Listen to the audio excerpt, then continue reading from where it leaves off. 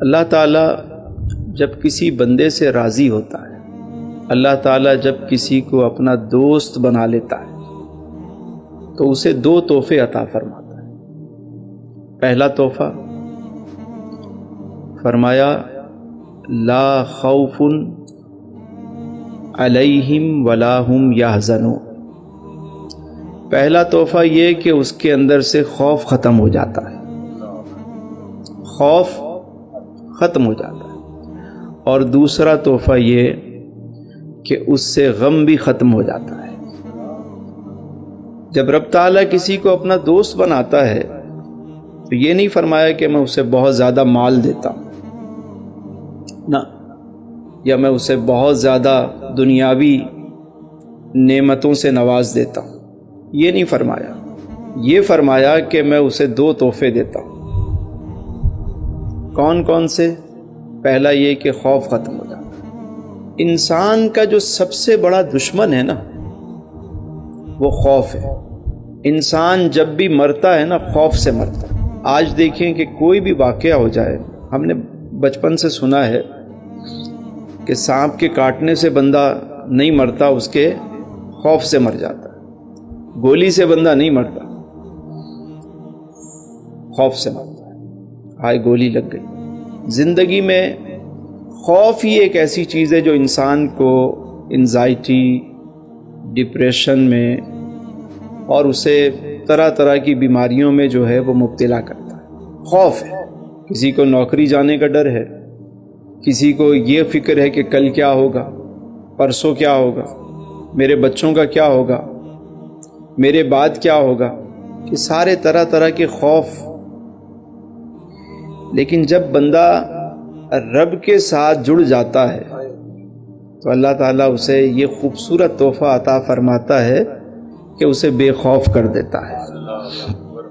یاد رکھیے حدیث مبارکہ میں ہے کہ دو خوف ایک ساتھ جمع نہیں ہوتے۔ جس دل میں رب کا خوف ہوتا ہے اللہ تعالیٰ سارے جہاں کا خوف اس کے دل سے نکال دیتا ہے، بے خوف کر دیتا ہے۔ اور جو رب سے نہیں ڈرتا تو سارے جہاں کا ڈر اسے دے دیا جاتا ہے، یہاں تک کہ اسے رات کی تنہائی میں ڈر لگتا ہے، اپنے سائے سے وہ گھبراتا ہے، سارے خوف مسلط ہیں اس پر۔ اب یہاں سوال یہ پیدا ہوتا ہے کہ رب سے کیا ہمیں ڈرنا چاہیے، اور ڈرنا چاہیے تو کیسے ڈرنا چاہیے، کہ رب سے کیسے ڈریں، کس طرح ڈریں، رب کا خوف کیسے دل میں ہو۔ ایک طرف اللہ فرما رہا ہے کہ جسے میں دوست بناتا ہوں اسے بے خوف کر دیتا ہوں، دوسری طرف یہ ہے کہ رب کا خوف ہونا چاہیے۔ دو الگ الگ باتیں ہو گئی نا۔ اللہ سے خوف کا مطلب یہ ہے کہ بندہ اللہ سے محبت کرے، جیسا کہ کہا گیا کہ ایمان جو ہے الایمان بین الخوف والرجاء، کہ ایمان جو ہے وہ خوف اور امید کے درمیان ہوتا ہے۔ خوف بھی ہو لیکن امید بھی اسی سے ہو۔ خوف ایسا خوف نہیں ہے کہ جس سے انسان گھبرا جائے۔ یہ بتائیں کہ ہم اپنی ماں سے خوف کھاتے ہیں یا محبت کرتے ہیں؟ ڈرتے بھی ہیں کہ نہیں؟ ڈرتے ہیں، ماں سے ڈر لگتا ہے، لیکن ماں سے ہمیں خوف آتا ہے یا ہم پیار کرتے ہیں؟ ڈر بھی ہے۔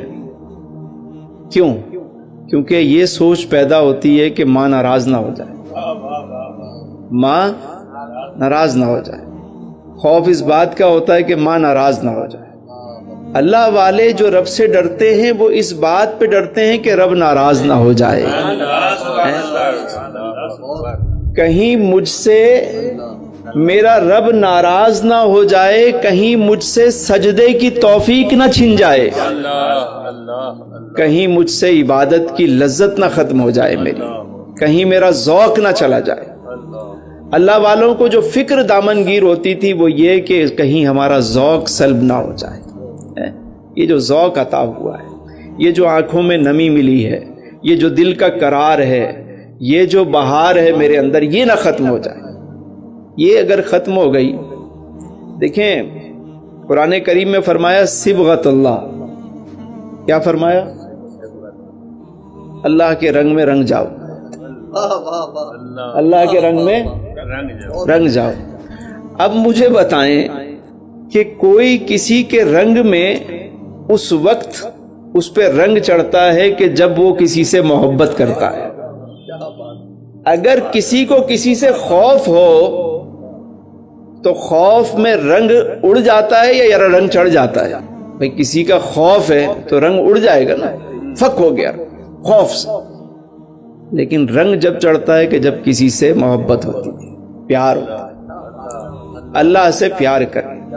میرا رب جمیل ہے، میرا رب بہت خوبصورت ہے، جمیل ہے.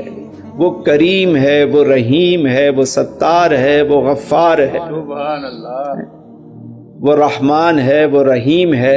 فرمایا الحمدللہ رب العالمین. میرا رب تو عالمین کا رب ہے. اور رب پتہ ہے کسے کہتے ہیں؟ رب کہتے ہیں پالنے والے کو. میرا رب تو پالنے والا ہے. الحمدللہ رب العالمین.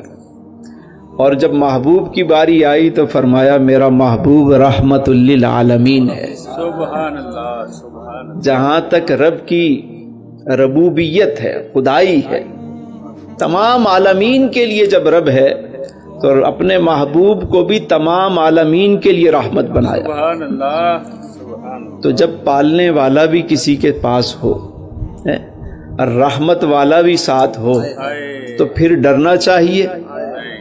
بولیے ڈرنا چاہیے. خوف نہ رکھ رضا ذرا، تو تو ہے عبد مصطفیٰ، تیرے لیے امان ہے، تیرے لیے امان. سبحان اللہ. تو یہ جو بات کی جاتی ہے نا کہ ڈر، بیسیکلی یہ محبت کا ڈر ہے. کہیں رب ناراض نہ ہو جائے، کہیں رب ناراض نہ ہو جائے، میرا رب ناراض نہ ہو جائے، مجھ سے کہیں عبادت کی لذت نہ چھن جائے. ایک سیٹھ صاحب اپنے ملازم کے ساتھ جا رہے تھے گاڑی پہ. رستے میں ملازم نے کہا کہ نماز کا وقت ہو جائے تو ہو گیا ہے تو اجازت ہو تو میں نماز پڑھ لوں. اس نے کہا ذرا صبر کرو، آگے کوئی پمپ آئے گا تو وہاں نماز پڑھ لینا. گاڑی چلتی رہی. آگے گئے تو اس نے پھر کہا کہ صاحب نماز کا ٹائم ہو گیا، نماز پڑھ لوں.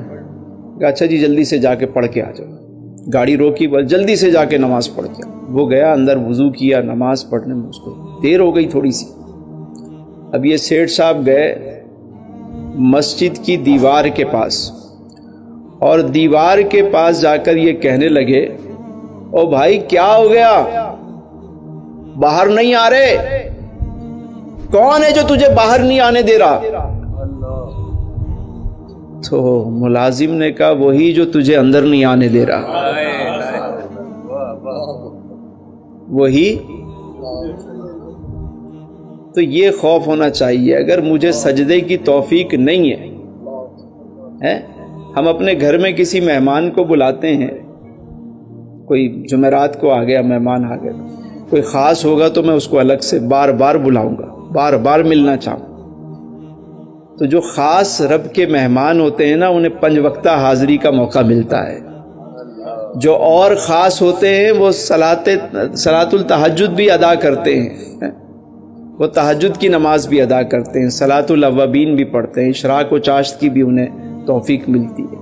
جو پیارا جتنا ہوتا چلا جاتا ہے اسے اتنی زیادہ سجدے کی توفیق ملتی چلی جاتی ہے، بڑھتی چلی جاتی ہے. تو اگر یہ توفیق نہیں مل رہی، ذکر کی توفیق نہیں مل رہی، قرآن رکھا ہوا ہے اور پڑھنے کی توفیق نہیں مل رہی، تو آپ خود سمجھ جائیں کہ آپ کو اپنے رب سے محبت ہے یا نہیں. یہ جو نشستیں ہوتی ہیں یہ بیسیکلی یہی ہے، حاصل یہی ہے، رب کی محبت اور اس کے محبوب کا عشق. ہم یہاں پہ کوئی تقریر کوئی اس لیے نہیں بیٹھتے، ہم تو بس یہی چاہتے ہیں کہ لوگ حضور کے عشق میں آنسو بہانا سیکھ جائیں، زندگی کا حاصل مل جائے گا.